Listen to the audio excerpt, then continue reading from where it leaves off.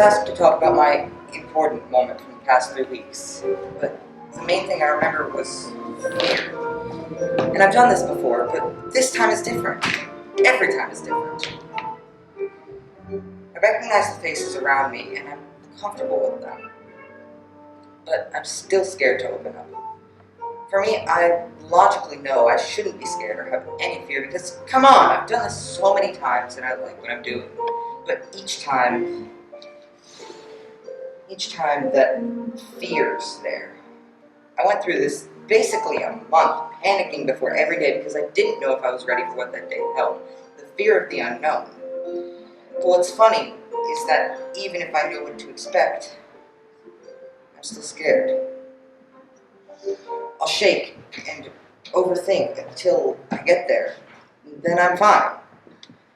Imagine me being fine. I never am fine. But I made it look like I was. I read the monologue and danced with a partner, a friend, that knew what I was thinking before I had to say it. It was fun. It made me happy. I went through the motions so I could just get by, only because I was scared to go any further. So my most important moment was learning how to take that risk and make it. I have my good days and my bad days. I have days where all I want to do is hang out with friends and have fun. I love those days. I love the days when it feels like that one little part of my brain that hates me and everything I do shuts off. But I have my fair share of days where I sit in my room alone, shaking, crying, not wanting to interact with anyone. I relinquish control over to comfort and life. Fun is merely a superfluous spice of experience. The thing becomes defined by a fond contemplation. Much can be gained through isolation. Troubled thoughts shall be slain. Confrontation will be neglected.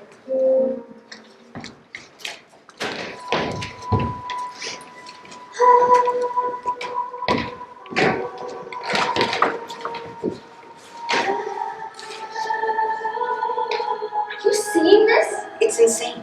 How can they fix everything? Impossible. I don't care. No one can put a mountain together.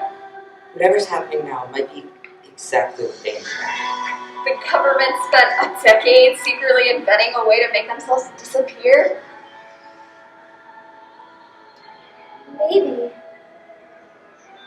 they're not really gone. Whatever it was. Have to figure out what they're doing.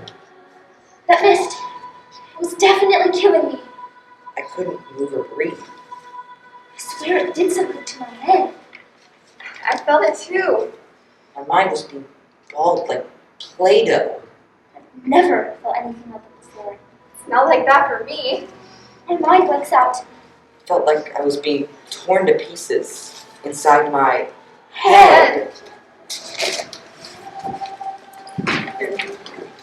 Their ugly faces. Spotlit bushes swung dark. He fumbled for a rock. His hands found a log. Crashed to the ground. His back sank into the mulch. Bushes exploded with glowing orange flames. He scrambled through twigs and thicket. Blackness. The ugly faces.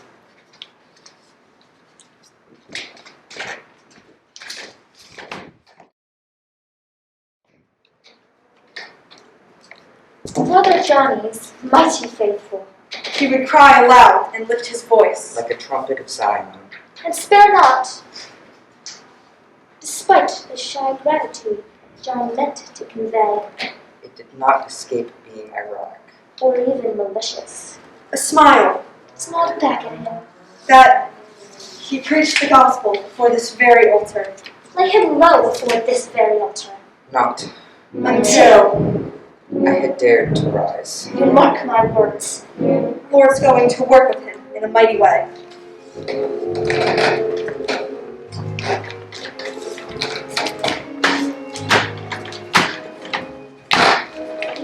Do I accept or decline? I want to know what it is mine. You keep on drawing the line. But what's the point when I can't find my own personality half of the time? when clearly my spirits are fine. But when I feel the stars are aligned, I can't help but feel maligned, torn between what is and isn't mine. Security fails to recognize your face. Humidity from the burning desire to grow instead encases you in a state of discomfort. Peace becomes an unrecognizable lost friend. Alone is a state one must embrace. Thinking becomes your means of escape. Gradual decline of my work. Anthology series are my favorite, but they start to dissipate into thin air, brushed against my past mistakes, using the empty space, flowing into nothingness. Hollow. A carcass. Deprived of